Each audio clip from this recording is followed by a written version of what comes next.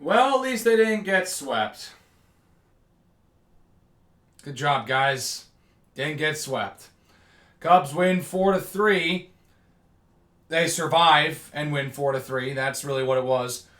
And they force a game 4 tomorrow. I mean, I don't know. They got off to a good start and didn't fold. That's the reason why they won this game and why it didn't get out of hand. Oh, wow. What do you know? You get off to a good start. You score a couple runs early in the game and you didn't blow it. Like, not even blow it in the sense that they had a 3-run lead in the top of the first and lost it by the 7th. No, they held on to that lead past the first freaking inning. And they did. Well, in this case, the second inning, because they're at home now. But still, they held on to a lead and they didn't blow it. I mean, this feels like one of those games that you just kind of held on to and survived through as opposed to, really winning this one because they struck early and that was it. This team has been absolutely great. And in the first inning, the Cubs now have 8 runs in the first inning of games in this series. They have 2 total runs outside of that. Oh my gosh. Please score outside the first inning next game. You won the game. Good. You survived. You move on to game 4. Holy cow. Please score after the first inning. That would be great. Because they struck Michael Busch, the first player ever, by the way, now, who has hit multiple leadoff home runs in the same series. Hit a leadoff homer in game 1 and hit a leadoff homer here in game 3. He's done it in both locations. He's the first player ever to do that in a series, which I think is kind of crazy. But, hey, Michael Busch getting it done. He's got 3 homers in the postseason. And then it was Pete Crow Armstrong finally stepping up in a big spot at the plate. He had a big day in game 3 against the Padres. Has a big hit to drive in 2 runs to put the Cubs up 3-1 in the bottom of the first. Cubs would get a sac fly. They go up 4-1, and nice work. They took out Quinn Priester, the team starter, a guy who I was frankly a little nervous to face because the guy had played well this season. He'd kind of saved his career coming to Milwaukee, which, good decision from the young kid. Again, I said it in the last video, the Brewers just find a way to develop pitchers.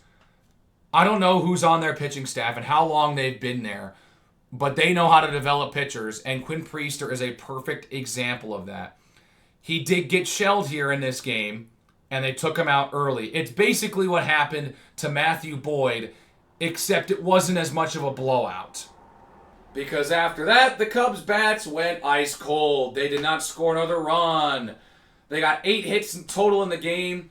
All 4 runs came in the first inning. Cool. They're up 4-1. They allow a run to come in later. And, okay, it's 4-2 for the majority of the game here. Because Happ scores on a wild pitch late in that first inning after Priester was pulled. I got to give credit where credit's due. Jose Quintana came in relief.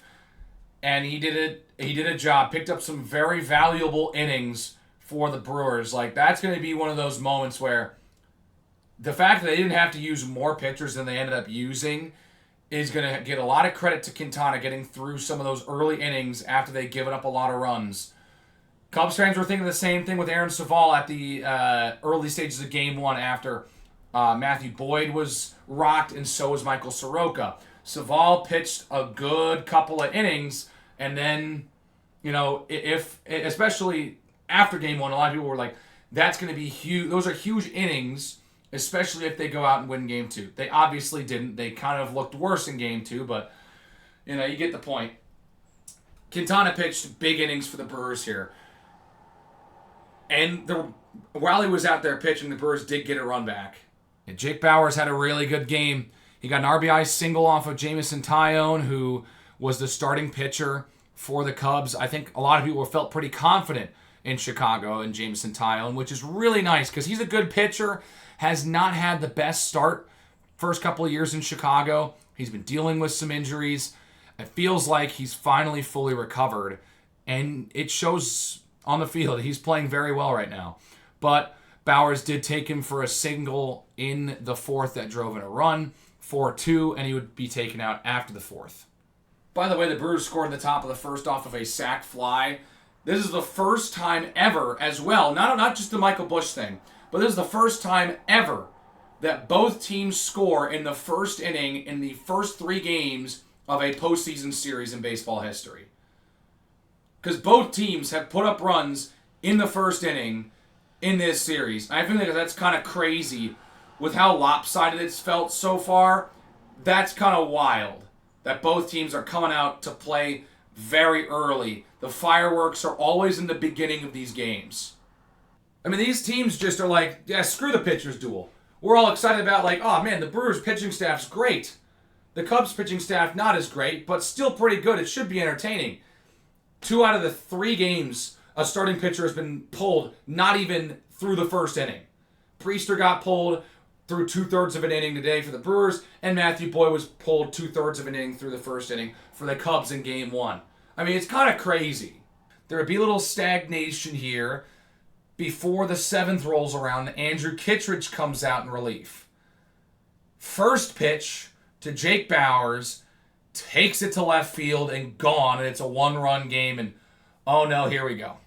And after the Cubs offense has done little to nothing since the first inning, they finally got something brewing in the bottom of the 7th. Horner singled, followed by Tucker. 2 guys on with only 1 out. You're feeling pretty good. And Suzuki grounds out. Not into a double play, but grounds out. So 2 outs, and then Ian Happ strikes out swinging after a pitching change. Great. So right after 2 hits, Brewers call for a pitching change, and it's 2 straight outs. That's all that they need from that pitcher. That's all that they needed. And he got it done. And then the top of the 8th. Man, that was a little close for comfort. Telling you. Jackson Chourio, double right out of the gate. Awesome. That guy has been lighting up this team all series. He's great. I mean, Jackson Chourio is the Brewers' next big star. Like, Yelich is there, obviously. But Jackson Chourio, like, that guy's got to get all the attention in Milwaukee offensively. Like, that guy's having an amazing postseason so far. And I think that he's really, really young, too. That guy's going to be in Milwaukee for a while. I think so. And so, not a guy I want to end up playing. Good for the Brewers. They got their guy after Yelich. But, man, not a good start for the Cubs in the 8th. Kittredge comes out. They put in Thielbar. He gets an out. He gets an out on Terrain. And then they walk William Contreras. Oh, that's great. So now you got 2 on. And then you got Sal Frelick grounding out. He gets to first. They couldn't turn the double play, but hey, second base is open now. But that means Chourio's at third. And they walk Durbin. And you're like, my gosh. You got 2 outs. You've walked 2 batters in this inning. Chourio's at third. 1 hit into the outfield, and the Brewers take the lead. But things change as Brad Keller enters the game. He did walk Durbin, but Keller enters the game, and he strikes out Jake Bowers. Oh, man. That was way too close. Brad Keller comes in huge. The Cubs hang on. They still lead 4-3 to the bottom of the 8th. Cubs used 6 pitchers to get the job done. Keller with the save. Pomeranz, who came in was the first relief pitcher for Jamison Tyone, ends up getting the win. Cubs threw out 6 pitchers. Drew Pomeranz was the first reliever for Tyone. He ends up getting the win here. Keller gets the save, and the Cubs are going to force a Game 4, and I think that's probably where their season ends. They probably got a pity win here. That kind of is what this feels like, a bit of a pity win. And then they'll go out in Game 4, and you hope they win and force a Game 5, but there has been nothing that they have shown in this series that says that they can really get to Game 5 unless they put up 5 or 6 in the first inning. Like, again, 8 of the 10 total runs the Cubs have scored in this series have come in the first inning. They're doing a good job getting off to the right starts offensively. Their bats go cold after the first inning. They can't do anything afterwards. And the worst part is the fact that the Brewers have also been able to get off to hot starts in this series. And so now all of a sudden you go to game 4. Someone's got to finally buck the trend. If you're Chicago, you've got to find a way to score more runs outside of the first inning. That's the bottom line.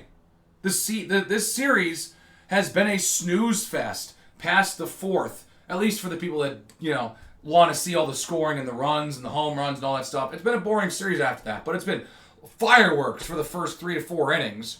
Bullpens doing a really good job for both the Brewers and the Cubs in that sense. I think that says a lot about both the bullpens. But obviously that means that both these teams got to strike early, and whoever has the lead at the end of 4 innings probably going to win the game. We don't have any probable pitchers for tomorrow. And honestly, I don't know where either team goes here, because I would have expected that Game 4 was going to go to Priester and Mizorowski was going to start Game 3, but Mizorowski played in Game 2. And then maybe Quintana could have started on tomorrow, but Quintana played today, so do they start Peralta again? I'm not sure where the Brewers go here. They've kind of used a lot of pitchers, but it's worked out for them. And honestly, I wouldn't be surprised if they go for Mizorowski or Peralta. I wouldn't be surprised if it was one of those two. For the Cubs, I really don't know what they do, because they played Matthew Boyd in Game 1 off of 3 days rest.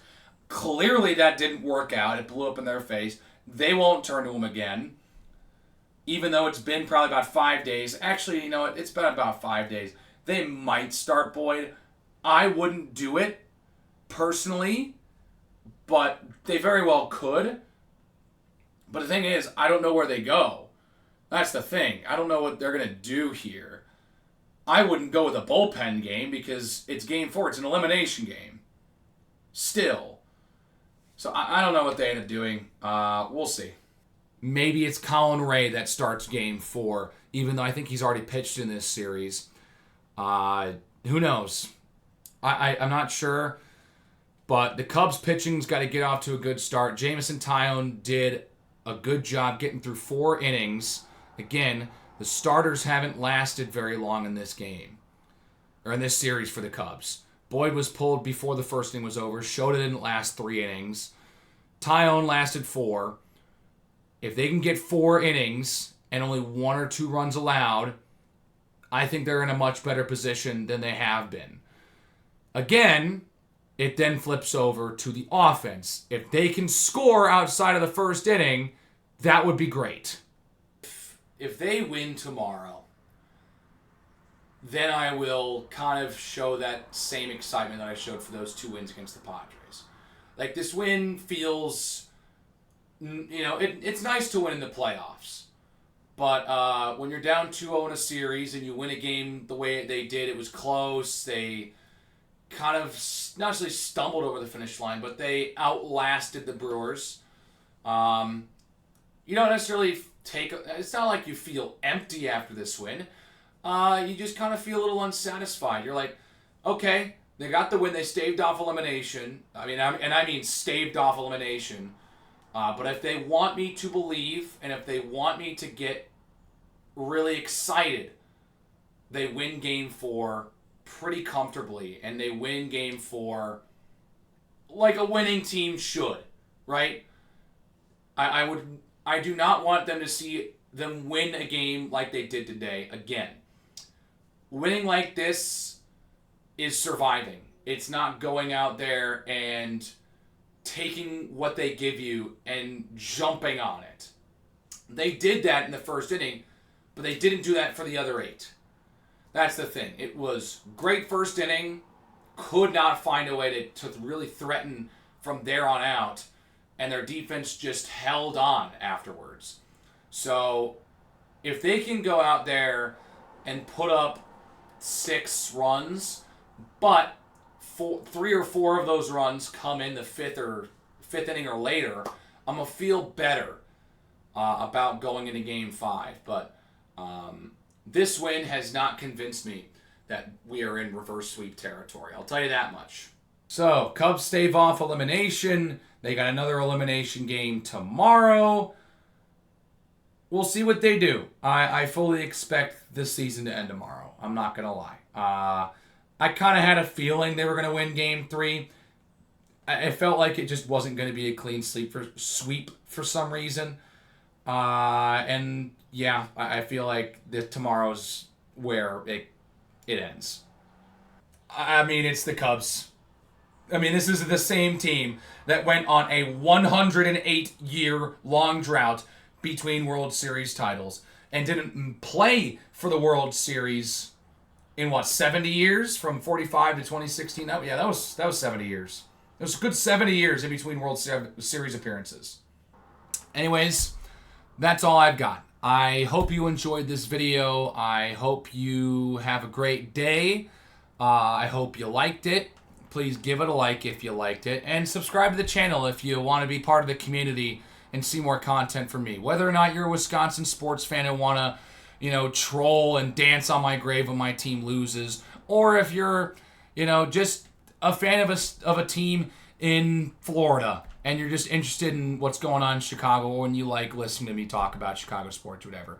Regardless of where you're from, who you're a fan of, all fans are welcome in this community.